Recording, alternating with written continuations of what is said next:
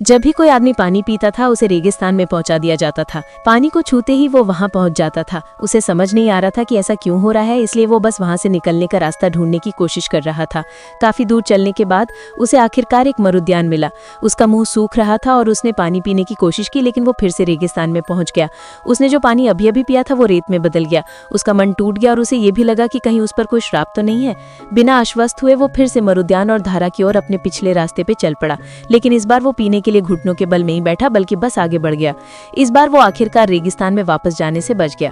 अपने थके हुए शरीर को घसीटते हुए सड़क पर पहुंचा।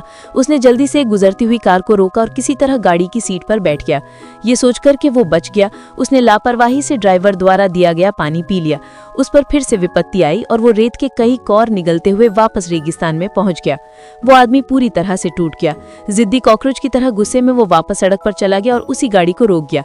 अपने पिछले अनुभव से सीख लेते हुए उसने ड्राइवर की पानी की पेशकश ठुकरा दी। आखिरकार वो अपने घर पहुंचा और राहत की सांस ली, लेकिन थकान और मुंह सूखने के कारण उसे पानी पीने की तलब लगी। कुछ देर की आंतरिक जद्दोजहद के बाद उसने एक गिलास भरा और उसमें कुछ बर्फ के टुकड़े डाले। उसने सोचा कि अब घर आ गया हूं तो अभिशाप हट जाना चाहिए। उसने सावधानी से अपनी उंगली एक बूंद में डुबोई और उसे अपने मुंह में रख लिया। जैसे कि उसने उम्मीद की थी, वो वापस रेगिस्तान में नहीं पहुंचा। इससे वो आदमी बहुत ज्यादा भर गया। उत्साहित होकर उसने तुरंत प्याला उठाया और एक ही घूंट में पूरा पी गया। फिर वो बाहर चला गया। वो कुंड में कूद गया।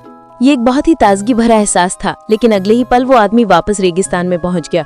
अपने चारों ओर पीली रेत को देखकर वो आदमी, जिसने कभी आंसू नहीं बहाए थे, रो पड़ा।